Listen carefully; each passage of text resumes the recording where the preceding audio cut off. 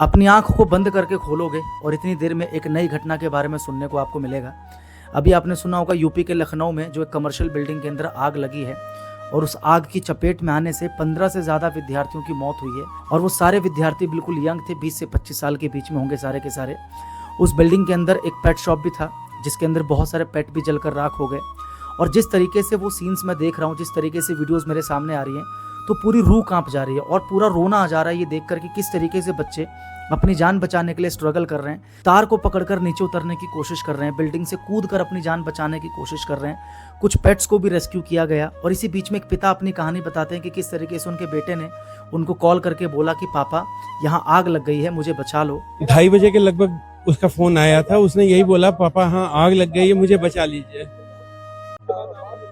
उसके बाद कुछ नहीं, हम लोग उसके जो है कॉल कट चुकी थी हमारी, उसके बाद हम फोन कर रहे हैं, बस 1 आध मिनट मुश्किल से बात हुई होगी, उसके बाद हम भागे हैं घर से। लेकिन जब तक उसके पिता पहुंच पाते तब तक उस बच्चे की जान चली गई। तो ये जो 15 से ज़्यादा जिंदगियां हमने गंवाई हैं, अब मेरा सवाल ये है कि इसका जिम्मेदार कौन है।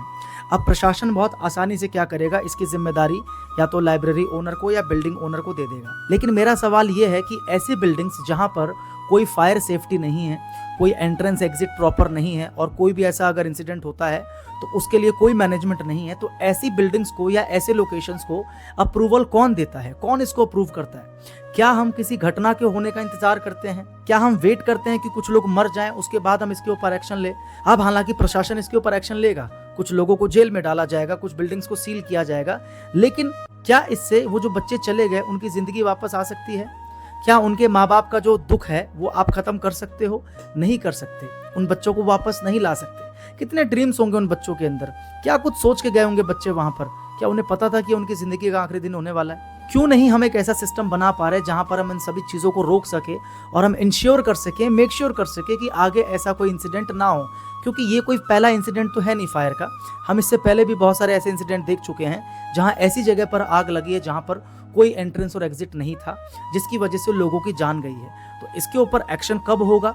क्या और लोगों की जान गंवाने का हम लोग वेट कर रहे हैं? अंत में बस इतना ही कहना चाहूंगा कि भगवान उन बच्चों की आत्मा को शांति प्रदान करे और इस दुख की घड़ी में उनके घर वालों को इतनी शक्ति मिले कि वो इस दुख को सह सके।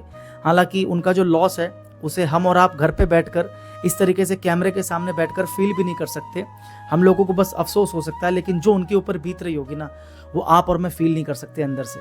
बस उम्मीद कर सकते हैं कि उनको न्याय मिले और जो इसके पीछे जिम्मेदार है उसे सजा मिलनी चाहिए, क्योंकि इतनी जिंदगियां गई है तो ऐसे आसानी से तो इस चीज़ को ख़त्म नहीं करना चाहिए। बस यही मैं उम्मीद करता हूँ कि जल्दी इसके ऊपर एक्शन लिया जाए।